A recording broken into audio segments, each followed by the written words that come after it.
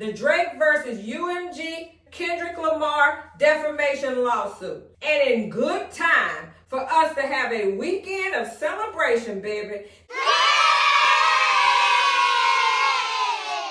Some people are calling this the end of the Kendrick versus Drake beef, but I'm calling it something bigger than that. I'm calling it a win for freedom of speech in hip-hop. Freedom to exaggerate the lyrics to make a point. Freedom to paint a lyrical picture however you want. Freedom to show power, pain, and perspective through the hip-hop musical expression of rap. From Cube to Nas to Lauryn Hill to Kendrick, hip-hop has always used lyrical inflation to make us feel something. And Judge Vargas has renewed hip-hop's license to feel free to continue to express ourselves in this art form. This fight has been about protecting the soul of hip-hop through rhyme.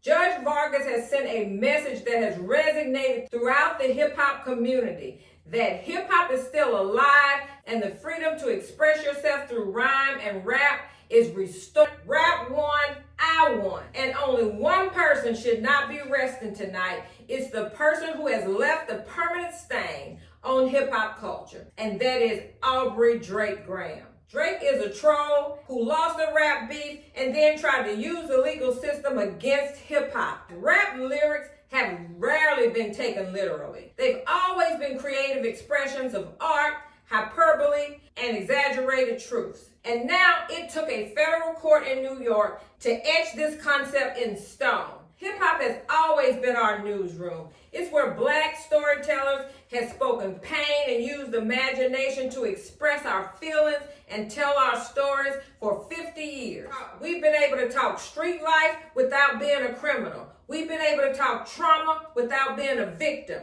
to talk power without having billions of dollars, and use our imagination without waiting for validation. And after becoming the first rapper who's ever filed a lawsuit for losing a rap battle, After all, who wants to hear a sneak diss from a person who sued a man over rap? Who wants to respond to a person who's too sensitive to take a rap bar? Who wants to even entertain themselves as a feature on a record with a man who ultimately betrayed the culture? So believe me, people, this dismissal is not about one man losing a case. It's about cultural justice and the order being restored in hip-hop. And that, my friend, deserves this celebration.